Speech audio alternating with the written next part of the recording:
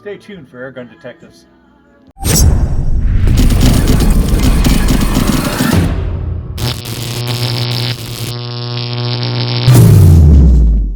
Welcome to another episode of Airgun Detectives. I'm your host, JC, and we're going to take the mystery of how to easily upgrade your Gauntlet 25 caliber. Yes, we're going to get into that in a minute, but before we do me a favor, see that little subscribe button down there in the corner? Please hit that. Greatly appreciate it. Doesn't cost you anything, it's absolutely free, but it really helps support the channel. Also, check out my website at www.airgundetectives.com. On that site, I've got hats, I've got t-shirts, I got my Generation 2 bipods, and I do have some limited number of some compact scopes that I got a great deal on and I'm blowing them out. So go ahead and check that out when you have a chance.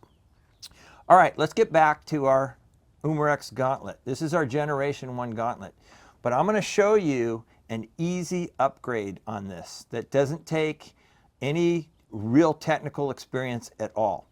But let me show you what we can actually get out of this. So check out this video real quick. All right, now we're going to show you this 25 caliber Gauntlet with a 2200 PSI regulator and a little larger tank.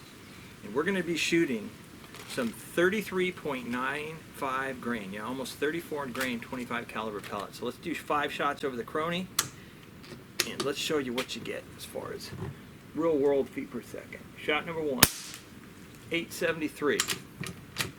Shot number 2, 856. Shot number 3, 876. Shot number 4, 876 again, the duplicate. And shot number 5,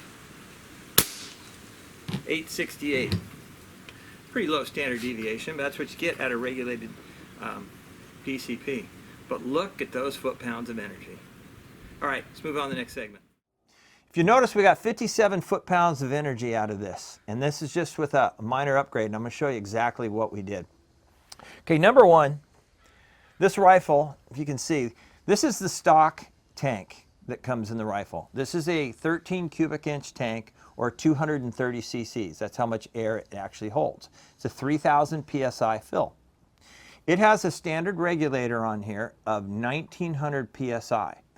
So in other words, the 3,000 psi air that's in here, as it's coming out, it's being regulated at 1900 psi. That's why you get these steady, regulated, consistent shots.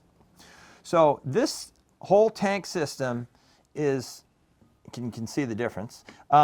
This whole tank system just simply unscrews. There's not much to it. So what we did is we upgraded our tank. We went to an aftermarket tank, and if you notice the difference in size here, this is a 23 cubic inch tank, also holds 380 cc's of air. It's also a 3,000 psi fill.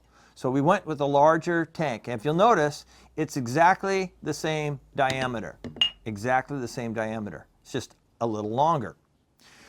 So what you can do here is you can purchase these tanks, and they're all over the place. eBay, Amazon, online, you'll find them. And then you need to purchase a regulator. And they make various regulators, different size regulators, and they're standard like paintball style. So what we did on this one is we ended up going with a 2200 psi regulator. So these just screw into the tank, not much to it. Then you cinch those down, obviously. But so then what you got is you got a whole separate tank. And if you notice, they have the same threads here. So what you're doing is you're upgrading the size of the tank and you're upgrading your regulator. So instead of the 1900 psi, we're going to go to 2200 psi. What you have to do to make sure you get the right regulator that goes with the tank. So this is a 5/8 inch by 18 UNF. That's the thread, 5/8 by 18 UNF. So we know that this is going to fit into this gun.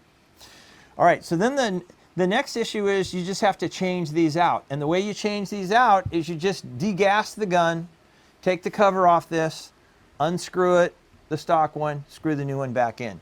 It's that simple. So what are we accomplishing by this? So what we're accomplishing just by putting this larger air bottle on there And you can do this whole setup for roughly under $100, okay? But we're gaining 50 plus feet per second, and we're gaining a minimum of 7 foot-pounds of energy. But the best part is you're also going to get another full mag out of this. So you're going to get all regulated shots, which is great. So, and you can see it tucks nicely in here. So, and you can see this gun's been upgraded. This is our, obviously our 25 caliber that we have the longer tank installed. I've got the bipod rails on this. It doesn't come with a Picatinny rail. I installed that. Oh, and if you'll notice, the barrel looks a little bit different here. I have a suppressor on here from Terry, our buddy at Buck Rails. He sells these suppressors for the gauntlets. He sells them for quite a few things, but check that out. I'll leave you a link below for that. But a couple hints on this when you're going to do this. Keep in mind, bigger is not always better. The most you want to go with this gun is a 2200 PSI regulator. And why you want to do that is because the hammer springs in this gun are preset. So if you have too much air pressure, it's actually going to cause a decrease in velocity, because the way that pressure works, you need that heavy hammer spring to push against that heavy pressure to allow that air to come out of that valve. So if you have more pressure, it's harder for that spring to hit. So bigger is not always better. So this upgrade, it works well on the 25 caliber because you got a little heavier hammer spring in it to begin with.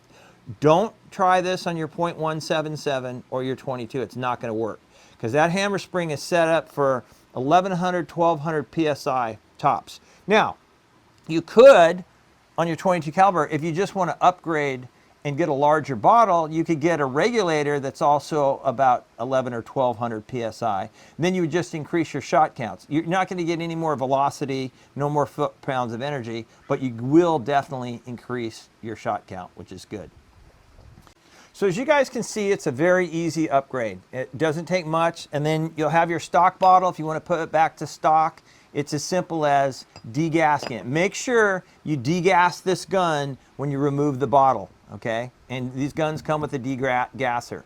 So you degas them, these things just unscrew really easy by hand. Don't try to unscrew these with pressure in them. You can lose an O-ring, or sometimes just really tough to unscrew, so just remember that. Well, I hope you enjoyed this quick episode, Airgun Detectives. Don't forget, this is where we take the mystery out of the airgun and give you a couple other little hints here and there. So until next time, hope you're getting a lot of shooting in. Hope your families are all well. Take care and God bless.